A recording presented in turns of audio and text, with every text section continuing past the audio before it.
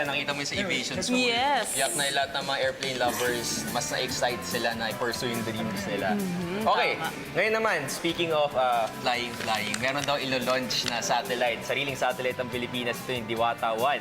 At syempre, marami pa tayo iba't ibang pag-uusapan ng mga bagong technology para syempre sa ating bansa. Kaya makakasama natin unang-una ang program leader ng PHL-Microsat. Walang iba kundi si Dr. Joel Marciano Jr. Good morning, sir. Morning. Welcome po. And of course, ang Executive Director ng DOST-PCIEERD, Dr. CP David. Good morning po. Magandang umaga. So ito nga po, ilo-launch po itong microsatellite or DIWATA-1 kung tawagin. Kailan po ba ito ilo-launch? And can you tell us more about this microsatellite? Okay. First question, kailan ilo-launch? The target for the launch is around 21st of March this year. And the microsatellite is actually a project funded by the Department of Science and Technology. It involves University of the Philippines and two Japanese universities, Tohoku University and Hokkaido University. And the objective is to develop a small satellite. Ang tawag doon microsatellite. It's not the really big one. It's a smaller class. Weighing about 50 kilograms and about half a meter by half a meter by half a meter.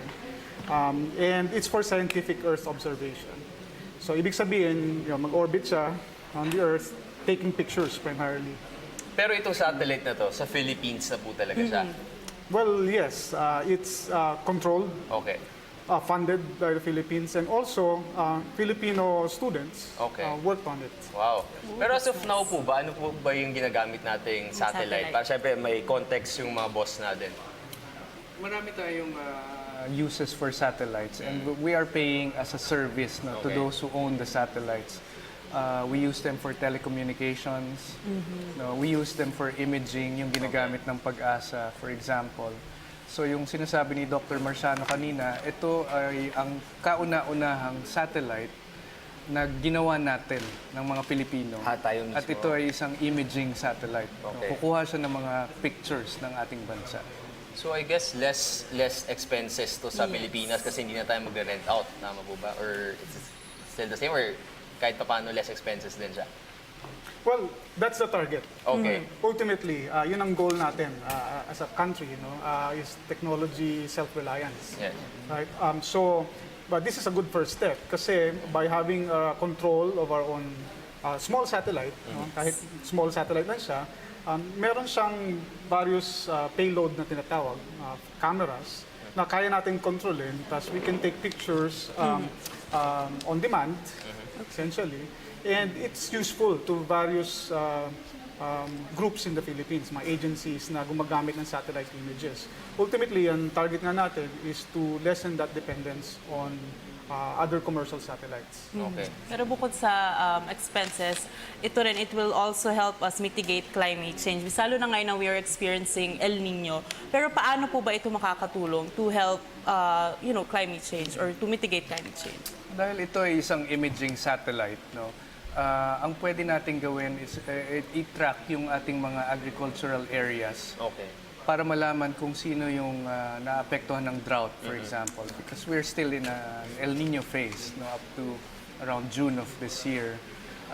Imbis na mag-survey ka one by one per province, per municipality, maaari kang makakuha ng isang image at malaman sino ba yung mga agricultural areas ang kinukulang na ng tubig. Yes. At ito ay makikita sa pamamagitan ng images ng satellite. So mas efficient na Mas ngayon efficient, kasi kaya na natin i-focus yung mga specific areas sa Pilipinas natin through this new satellite. Tama po? Tama yan. Alright. In a way, yes. Because kontrolado nga natin siya. Yes. So every time dadaan dito, we can command it as we wish. Right? And actually, kahit dumadaan siya sa ibang bansa, kung kausap natin yung mga ibang bansa na may access sila doon sa satellite natin, pwede tayong mag-relay rin ng mga commands through their facilities. Okay. And Carla, we are all excited siyempre para sa launching itong DIWATA-1. Pero since nabanggit mo na nga El Nino at it's a global phenomenon as well. So ano na po ba yung effects ng El Nino ngayon sa Pilipinas? Actually, medyo weird tong El Nino na to. Yung ating idea ng El Nino drought conditions dito, on the other side of the Pacific, sa United States at sa South America, sobra naman ang ulan. Pero what we are experiencing for this particular El Nino is somewhat different. No? Merong portions ng North America na drought, pero meron ding parts ng South America na sobra yung ulan. Baha ngayon sa Colombia at sa Peru. Dito naman sa atin, naranasan natin yung malalakas na bagyo late last year. And but we are still poised to get that drought conditions this coming summer months, no, starting March, April, and May.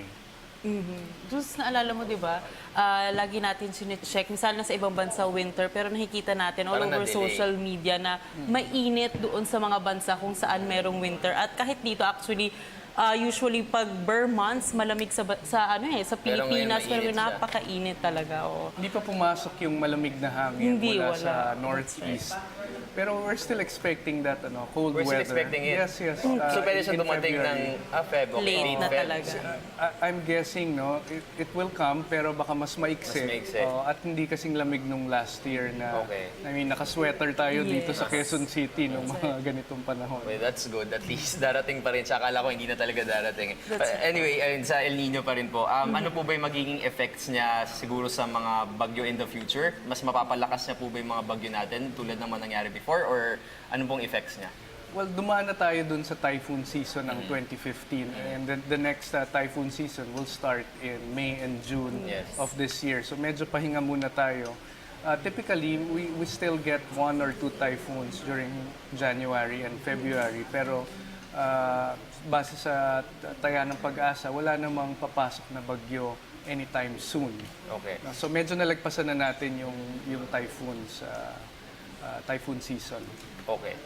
Compared po sa mga El Nino phenomenon before, yung nabanggit nyo nga po yung difference kayo na medyo kakaiba yung nangyari, let's say, sa Amerika, sa North and South America, kakaiba yung nangyari. Dito po sa Philippines, kung i-compare natin sa patterns ng El Nino before, ano po yung difference niya? Mas malala po ba ngayon or mas stable siya, mas kalmado?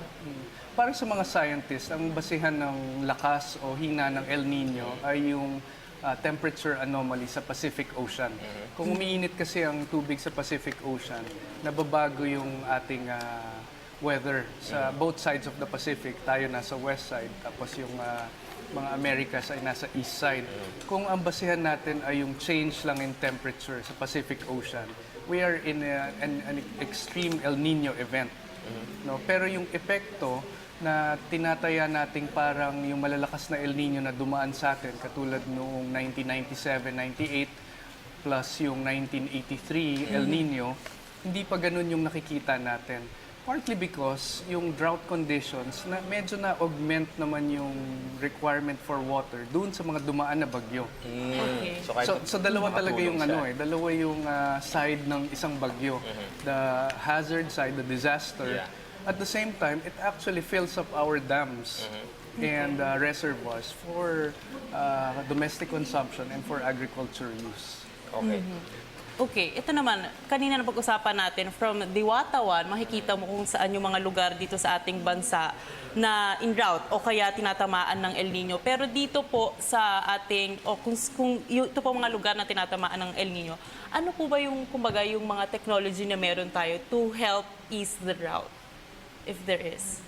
Other than the imaging, so yung imaging will determine which Yes. areas are most affected. Yes.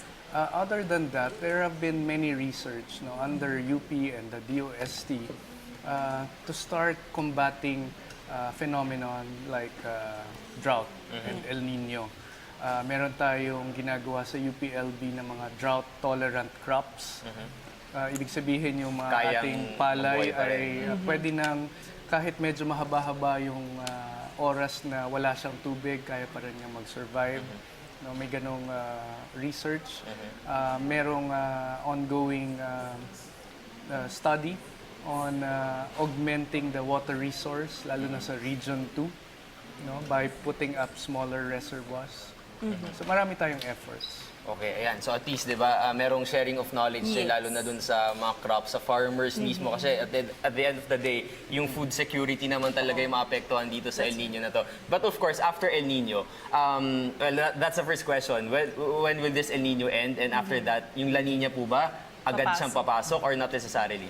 Not necessarily. Okay. Usually it will go to the neutral condition. Okay. Okay, before it becomes El Nino again or La Nina. Matatapos yung El Nino event technically around May or June of this year. In time for the typhoons naman. Oo. Magkaiba na itong system. Of course, they affect each other. Pero yung drought conditions na ating na-foresee because of the El Nino conditions, yun nga, at least nung later part of last year, medyo naalpasan natin ng konti. I remember nung November at December, yung level ng tubig sa Angat Dam medyo critical. Yes. And then all of a sudden, with two typhoons, no, particularly Lando and Nona, medyo napunuan siya. In fact, bumaha pa nga sa Central Luzon. Pero ang good news doon ay napunuan ng Angat Dam to the point that we have to actually spill water already. Ang kapalit noon ay meron tayong water security for the months of January, February, March. Hopefully, by the time na pumasok ulit yung rainy season ng May, mapupunuan na siya ulit. Alright. Okay. Let's talk about, naalala mo last year nagkaroon ng Science Technology Week ang DOST at maraming mga latest technologies na lumabas. So, ito nga, dahil lagi tayo natatamaan ng mga bagyo, ngayon El Nino. So, I heard na meron daw po tayo mga latest technology for weather forecasting. Can you tell us more about this? Weather forecasting. Well, actually, ang alam ko, at least in my area, yung in-exhibit namin sa NSTW last year, it's not so much for weather forecasting, rather for disaster response. No? Okay. Sa aftermath ng disaster, ang specialization ko kasi is in wireless communications. Okay. So, meron kaming binuo na system na pwede mong rapidly i-deploy pagkatapos ng disasters kapag bumagsak yung mga communication facilities. Alright. So, oftentimes, pagkadaan ng bagyo, di ba, nawawala yung mga cellphone signal, because yung mga antenna at yung mga towers na nadadamage yan. So, meron bang paraan na pwede tayong mag-deploy almost instantly ng infrastructure that will not have the same capacity as the cellular system that na ginagamit natin, but at least mako-connect na yung mga tao na nangangailangan ng tulong to some command center or to an area government facility na pwede silang tulungan. So, in-exhibit namin yun sa NSTW. It's basically a retractable tower, no? Okay. Tapos merong GSM base station. It works with regular cell phones. Hindi mo kailangan ng special SIM. Okay, so pwede kang naka-globe sun or smart. It doesn't matter. At times of emergencies, pwede kang connect. So, ang gusto natin kasi, yung mga cell phones na yan, being really pervasive na ginagamit ng lahat ng tao, at times of emergencies, may continuity, magagamit mo pa rin siya. Yes. Okay. So that's one intervention, I think, in terms of disaster response and emergency response. Kaya maganda. Sana marami mag-invest dun sa bagong invention na yun. And hopefully lahat ng LGUs magkaroon ng equipment na yan. Kasi kailangan talaga natin yan, lalo na yung linya ng komunikasyon. Ngayon naman, Carla, siyempre, napag-usapan natin Diwata, yung El Nino, And of course, yung bagong inventions. And speaking of bagong inventions, meron tayong dala dito, sir. Ano po ba itong device na Every year, Jules, ang DOST, at least in my agency, yung PCIEERD, no, we actually handle about 250 projects every year. Wow. Many of them, the output would be an invention. Okay.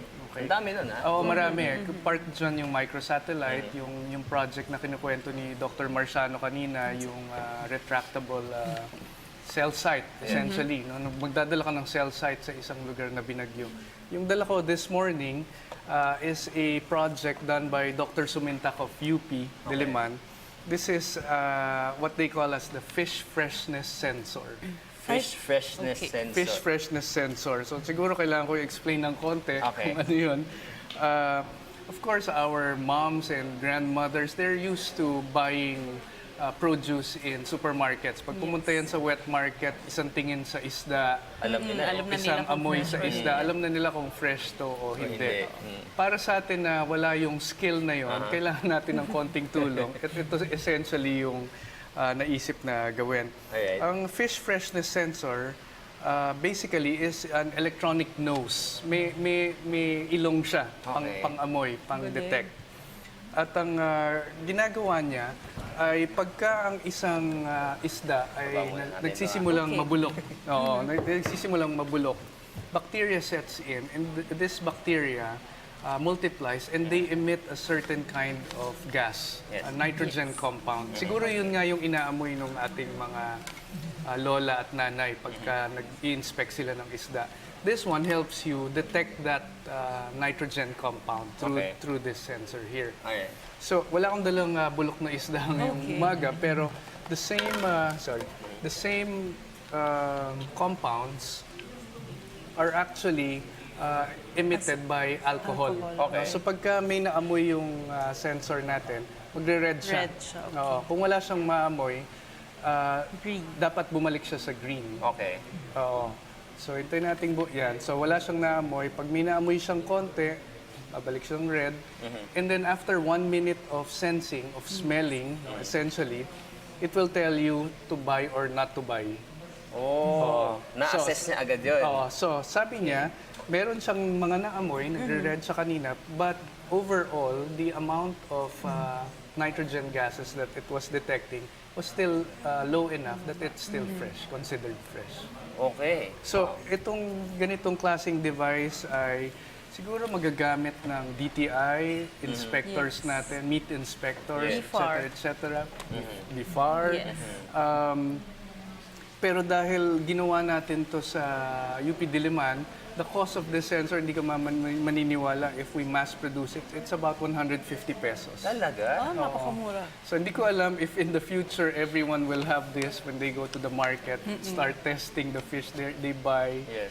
and so on. But this is just one of the many inventions coming out of the DOST and our partner universities. Okay. Yung mga ganyan tulad po na invention, sir, paano po ba yan ma-mass produce? Like, kailangan bang may mga nanonood ngayon ng mga investors para paramihin nila? Or DOST mismo kaya nilang kausapin, yung gobyerno mismo yung magparami nito? Of course, the more support we gather from the public and private sector, the better the inventions will be used and its chances of being commercialized increases. No? Pero on the side of DOST, we try to commercialize a lot of our inventions already. And this goes for this kind of sensor, for educational purposes, Yes. for all sorts of things. No? And that's also a mandate of the department. Okay. Handy siya, no? Tapos Yes, for napakaliit 150. lang. Oo. Matutuwa yung mga mommies Yeah. natin. Totoo. Actually, katulad nga ng sinabi ni Sir, yung mga mommies natin, lolas natin, marunong eh. Pero tayo, yung generation natin, hindi na natin alam, hindi na tayo marunong tumingin ng fresh. So, kailangan natin ng ganyang device. At Again, mga ganyan pang inventions. This is just one of the 200 per year. Di ba? Yes. Sobrang dami pala napoproduce ng DOST. So magandang nabibigyan natin ng chance, syempre, na mas ma-mainstream yung mga ganitong klaseng inventions. Do we still have time? Meron ba, no? Okay, may question pa ako, syempre, Okay, yung go. monorail. Monorail naman. Oo, Kasi oo, sa Diliman, di ba? Prototype siya na nandun sa Diliman. Yung huling nalaman ko before na as a prototype, may ibang LGUs na interested to adopt it. So, paano po ba to? Anong status na ngayon? Marami na bang LGUs yung actually na mag-implement nito? Or what? Yung monorail, and this is a guided rail transit, no? Yes. Para siyang train, pero actually may gulong to, may Yun nga rubber eh, para tires siyang to. bus eh. Is one of 3 projects for mass transport. Okay. Ang idea kasi ni Sec Montejo is to not to buy international but create locally. Tama yun. Kung merong kailangan, gaya ng microsatellite, pwede naman tayong bumili ng microsatellite na gawa sa ibang bansa and deploy it for our use.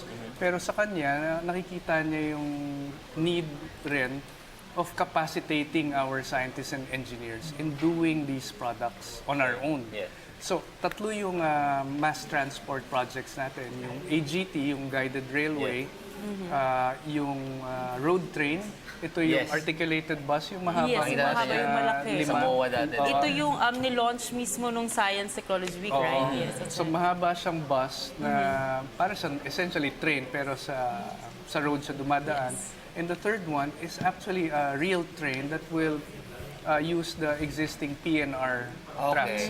Kaya na natin gumawa ng train ngayon. Kaya na. Kaya na. Kayang-kaya Okay. na. Ngayon, these are all in prototype mode, maraming LGUs ang interested to adopt it at least at this point in time, alam natin na kaya natin gawin. Yes. Alam mo maganda dito, Carla, isipin mo lahat ng Central Business District sa buong, let's say sa Metro Manila, pagbaba mo ng MRT sa Makati or sa right. Buendia, didikit ka sana sa monorail. Di ba magandang way yun para Yes. mabawasan yung mga car sa kalsada. Oo. Kaya sana magkaroon na tayo mga monorail. So, like sa ibang bansa marami ng ganito. So sana ma-adapt na rin dito sa ating country yung ganitong transportasyon. Pero sir, since nabanggit niyo po kanina na yung bansa natin, ready na rin pala tayo or we are prepared to create trains for our country besides from monorail. Kaya na rin po ba natin in the future na mag-provide ng mga coaches sa MRTs or... Yes. I think mas madali pa nga yun eh. Dahil And mas mura. Dahil yung ginawa natin na train set Yes. na tatakbo doon sa PNR, ang binili lang natin doon essentially yung chassis. Okay. And then everything else, no, all the Philippine-made. electronics and mechanical parts, Philippine-made to. Alright. Ayan, so I si think hindi na PNR. mahirap yun. Kasi kanina nga sinasabi nila yung DIWATA-1 ginawa ng mga estudyante. What Outer were yung space mga na yun. outer space na yun?